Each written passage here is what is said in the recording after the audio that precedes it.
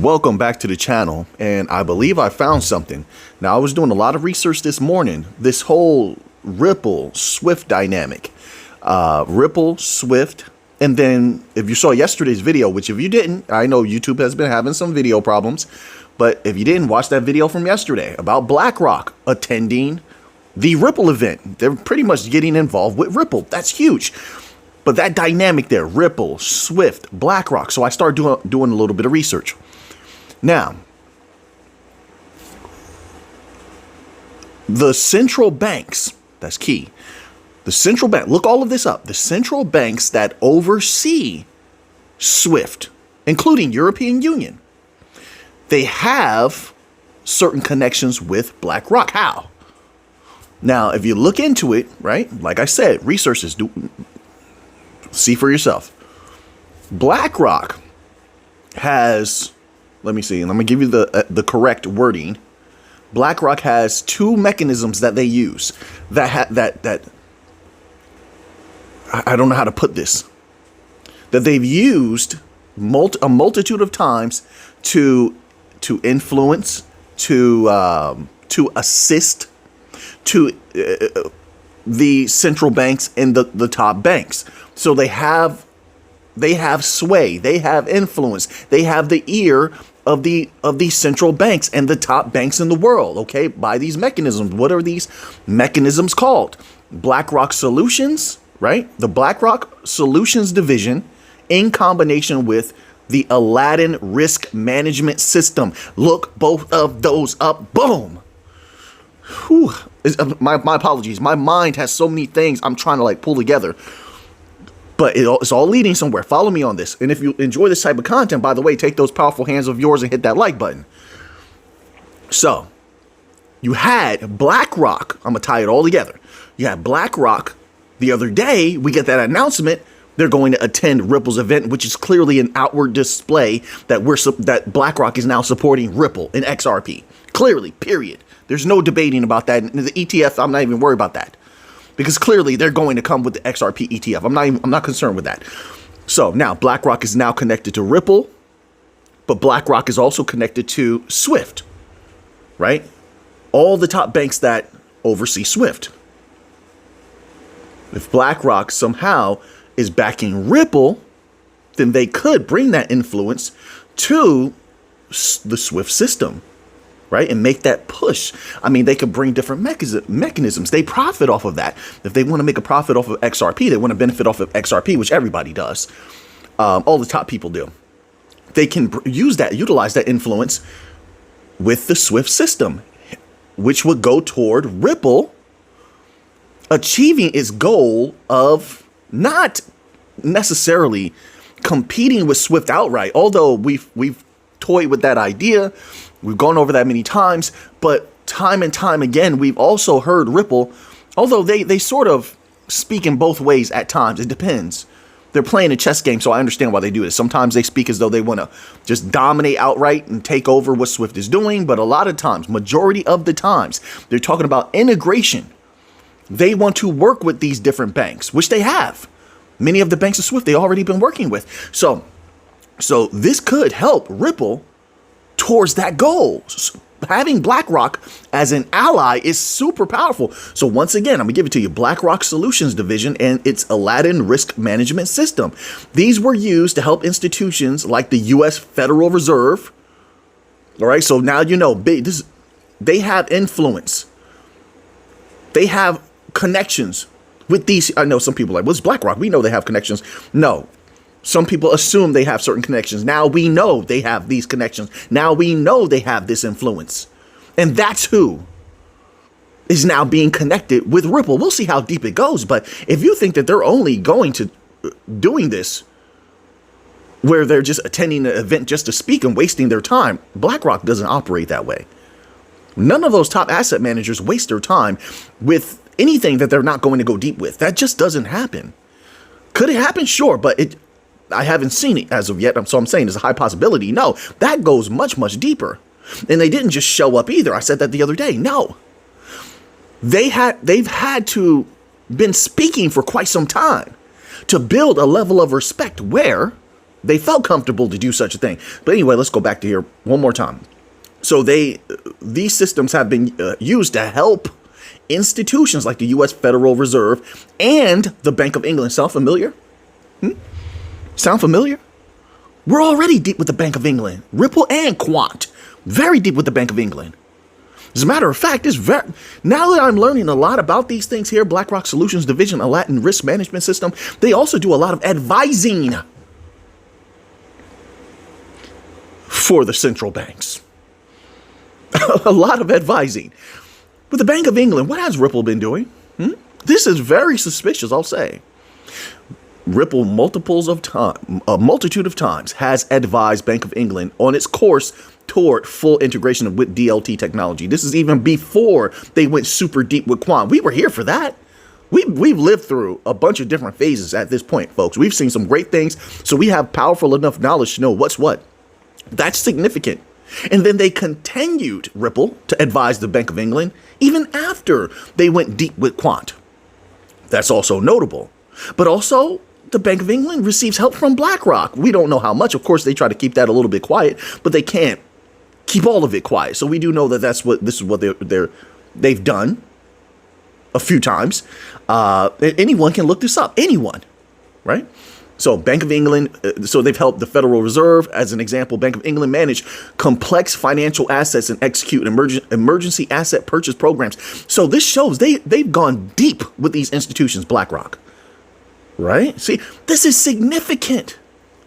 This is, I firmly believe, folks, and I know you had that one representative from SWIFT. One. Let's just make note of that. It's only one, but one person doesn't represent the entirety of the of the organization. It doesn't work that way, no.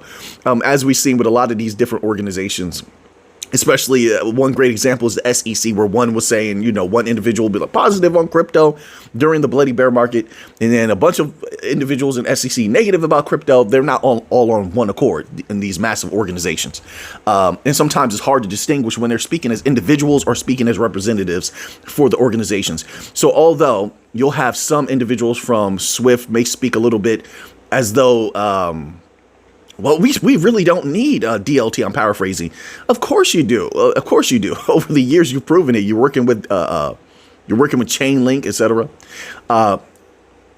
I believe. Let me circle all this around.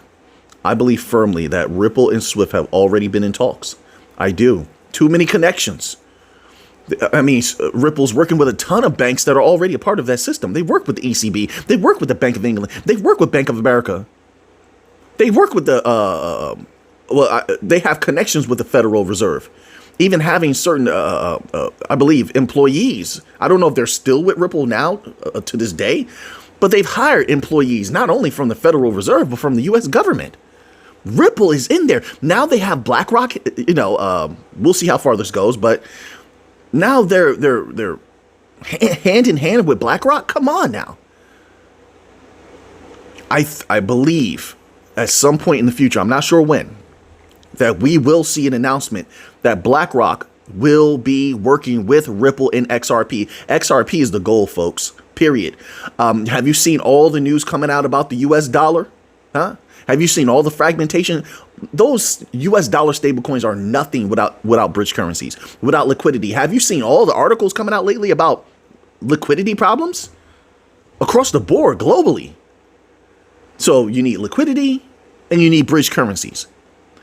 Apparently, if we go by what's facile or superficial, apparently all the countries are at each other's necks, and that's only increasing. That's fragmentation. So don't expect them to use each other's stuff, right? I'm trying to say that in the most simple way. So the bank coins that are liquidity tokens and interoperability, they have these specializations. They're in the driver's seat, logically speaking. Period. There's something else I wanted to say about this. It says here, BlackRock exercises soft influence as well. So the other things are considered hard influence, all of that other stuff I was just talking about. This is massive. Folks, BlackRock knows Ripple's goal, but chose to support them. Thus, I can't even say vicariously, but in a veiled way, even though right now they're like, well, we're just going to come speak at this event. But we know it runs deeper than that, or you wouldn't have shown up if there wasn't a respect that was built. If there was a respect that was built, you obviously know what Ripple's about. They are about becoming the dominant force within the banking system, which means if you're BlackRock, that this has already been discussed with those banks as well. You're not only having discussions with Ripple that built that respect, doing research on Ripple that built that respect, but you've also had these discussions with the banks.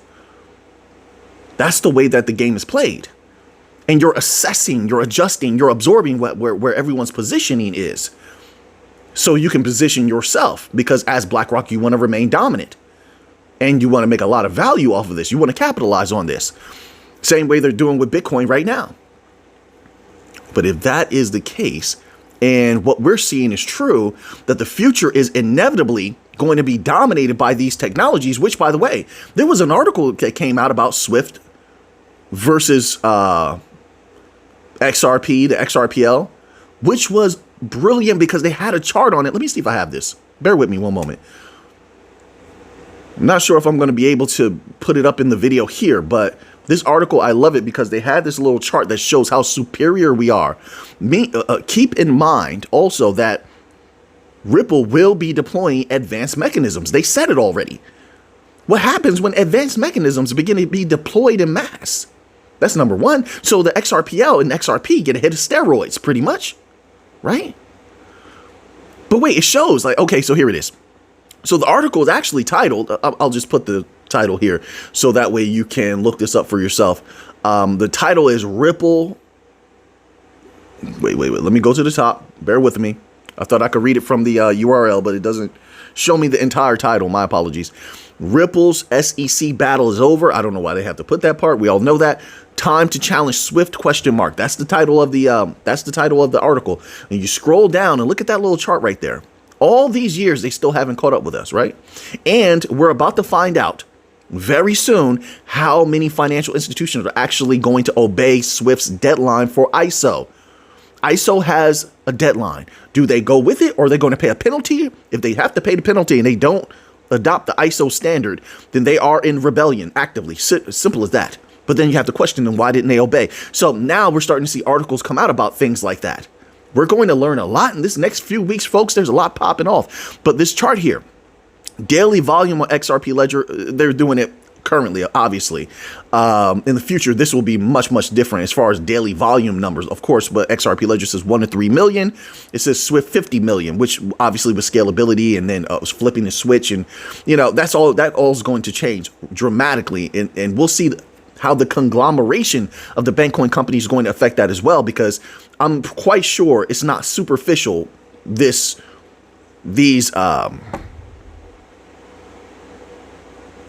conglomeration, this working together that you have between Ripple, Hedera, Cardano. Cardano wants to work with Chainlink. Let's see if they bring them in. I think that they will.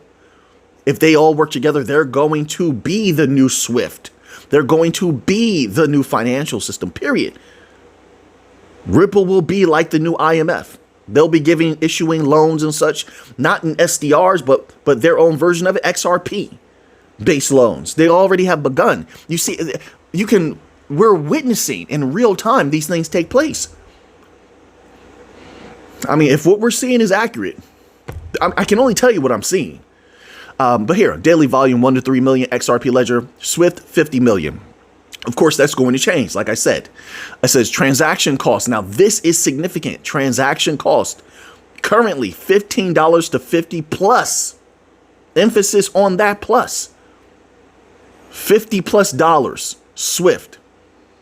Right. XRP Ledger 0.0009 cent transaction cost. Many people, we've seen that so much, these low costs, that it's just become normal to us. Now we just take it for granted. We feel nothing now that we see it. We've eaten the cookie the first time. It was like, yeah, there's such low transaction costs. It's an advantage. And after a while, you ate that cookie so much, you just, it's a cookie. You feel nothing. You just grab the cookie and eat it. The same way with this. We just see it now and just, okay, yeah, low transaction costs. No, that's a major, major advantage. See, now the financial companies haven't had a piece of that cookie yet. They're looking at it and they're licking their chops. That's what the old school phrase for, salivating, licking one's lips. You're hungry for that. You desire that greatly. They're looking at that and saying, wait a minute, I would like to partake in that 0.0009 transaction fee. This is going to save them so much capital. That's important. If we want that price to explode, we must count all of our advantages. Settlement time, 1 hour to 5 days. Emphasis on the 5 days. We've heard from people using the systems. The banks, it's not Swift, or Swift is messaging. Yes, but the connections between those banks that are made through the Swift messaging system, those relationships are a part of the system. So when the banks individually or as a conglomeration send payments to each other, let me try not to hit the microphone and turn it off by accident. When they send payments to each other, it is done through a lot of those relationships that would not exist if the Swift system itself did not exist. So some people like to separate that, and, in order to bring the XRP vision, the Ripple vision down, but it doesn't. You cannot negate those connections. You cannot negate those connections, right? All right. So 1 to 5 hours for transactions. XRP, which the speed will increase. They've already let us know that. Settlement time, 3 to 5 seconds. And I have used the XRPL quite a few times over the years. Sometimes it's faster than that. It just depends. It all depends. I will also say sometimes Solana is very fast as well. Operating hours also, once again, you got a lot of human element in here where DLT hasn't reached full automation, but some things are like semi-automation. It just happens. Smart contracts, things like that. Some things just happen. So with DLT, you have operating hours 24 hours a day. There's just too much human element involved in Swift that as of now, they haven't gotten rid of. So that whole business hours operation is going to be there for quite some time. See, because they span across the globe, it's hard to get them on one accord, right? And then this is where that aspect actually comes in handy, where it's like, well, the Swift itself represents this messaging system, and then the banks themselves do their transactions. Yeah, and that's a problem. Hence, one of the main reasons why XRP can capitalize on that massively. You want to send transactions Saturday and Sunday, you can do that. So that equals consistent volume, trillions and trillions of dollars, which I know it can scale into quadrillions, but I will say I hope it can do such, because then it's up to the companies who are going to use the XRPL to do such. They have to actuate on that. Correct? Right. So, this chart shows all these advantages, but I just wanted to point that out to you. But now let's go here, because I don't want to, and I've been doing this. I don't want to leave such a little time for the Bitcoin. I had other news as well. Let's see if we can squeeze in this Chainlink news. A little bit of Chainlink news, and then we'll get to the Bitcoin news, okay? But you must understand, this stuff that's been coming out lately has been so potent. There's so much I would love to say. I just don't have enough time. This article here is titled, Chainlink CEO Sees Tokenization as Sector's Rising Future After Meeting with SEC's Atkins. And once again, I'm a firm supporter of Chainlink. This is Chainlink CEO Sergey Nazarov met with U.S. Securities and Exchange Commission Chairman Paul Atkins, who Nazarov said was keenly interested in how best to bring on-chain assets into compliance with securities laws. The chief executive of Chainlink, a network specializing in authenticating real-world data for smart contracts, said he was impressed with how much the agency has shifted away from whether the U.S. should permit blockchain tokenization innovations into the financial system. Instead, is looking at how this can be conducted with maximum efficiency and market safety. All right, let's scroll down. I just want to scroll down a little bit. Nazarov also met with the White House's new crypto liaison, Patrick Witt, on Friday. Said he's very hopeful, quote, based on the urgency and speed, unquote, the SEC and the White House are demonstrating. Okay, so things are looking good. RWA tokenization is going to be major. You see, they're shaking hands with, some of these top regulators, and, they're meeting with politicians, etc. They're making sure this is locked in place. The victory is locked in place. And this is going to bring it a little bit closer to, not a guarantee, closer to a guarantee that those trillions from RWA, we want it globally. but US is a part of that, big part of that. We want to take all the value that we can from all of them. Let me have all of that value, okay? So this is good business. It shows Chainlink is not resting on their laurels. They could, but they're not. And that's one reason I like them. And I started believing in them during the bloody bear market because they were working hard. They laid out the vision just like Solana did. And they said, hey, listen, this is what we're going to do. A lot of people doubted them. I didn't. I said, let me wait and see what they do. A couple months later, they showed results. They said, this is what we're doing. They started bringing in banks. Bank after bank after bank. Remember that? And then shortly after bringing in banks, a couple months later, hey, we're working with Swift. Really? I like Chainlink. They're going to go far, in my humble opinion. Let's go here. Little bit of Bitcoin news. Now, this article is titled, Bitcoin illiquid supply hits record 14.3 million as long-term holders continue to accumulate. It says Bitcoin's illiquid supply, the portion of coins held by entities with little history of spending, has climbed to a new record high. Is that not positive, folks? Surpassing 14.3 million Bitcoin in late August, according to Glassnode. It says, with 19.9 million Bitcoin currently in circulation, around 72% of the total supply is now illiquid. Where do things go from here, do you believe? Held by entities such as long-term holders and cold storage investors. This growth highlights a sustained accumulation trend even during recent market volatility. And I knew it. Folks, and they want and intend on Bitcoin price exploding. This is why even when prices went down from all-time highs, and I personally was seeing a lot of articles as I'm doing my research, being very negative. Oh, Bitcoins may crash to this extremely low price. Bitcoin may be in a bear market now, things like that. And I just shook my head and said, wait a minute, the catalysts are still there. Companies are still massively buying. I'm going to stick with the catalyst. I'm going to stick with what I'm seeing, what is actually happening. And here you have it. They wouldn't do this if they weren't expecting to feast on what is to come for Bitcoin. It's a setup in a way. It is. And I say this, I believe this with my soul. They saw how retail feasted on Bitcoin and altcoins for years. They observed the companies, they collected data. And the companies thought to themselves, wait a minute. If they can do that, if retail can do that, cause those kind of pumps, they looked at the millionaires. There were millionaires popping up all over the place. A few more times I believe is going to happen. Not financial advice. I believe a few more times is going to happen. And they looked at that and said, oh yeah, we can definitely do much more than that. Yeah, we want this. And from those moments, they were set on taking over Bitcoin and pumping. They're going to pump it. I know they have a plan. These people at the top, they do not operate without a plan. They don't. That's why they're just accumulating. I think they run a few tests here and there through the media. And they wait patiently until that moment. I think that's what's happening. You don't have to agree with me. I'm not one of those people. Okay.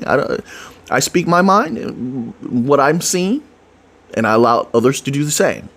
Not a problem whatsoever. No debate there whatsoever. All right. Each person must lead themselves. That's how I look at it. But this is over the past 30 days alone. The net change in illiquid supply has increased by 20,000 Bitcoin, underscoring persistent investor conviction. And that's what was born out of, how did they phrase it? There was a phrase they used. What was that phrase? Resilience. Ooh, I remembered. They called it resilience, right? It kept bouncing back every time they said it would crash. Even now, that's what was born out of that conviction. It showed proof that these companies believe in Bitcoin. Not only do they believe in it, they have a plan for it. What the plan is, I mean, we can only speculate, but I think it's clear through their actions. Price go up. right? To boil it down to the most primitive thing, way to phrase it, price go up. That's what it tells, is screaming to me. When? When, that's the big question. Who knows? So now that you have that information, what are you going to do with it? I know what I'm going to do with it. So until next time, everybody, let's get to the money.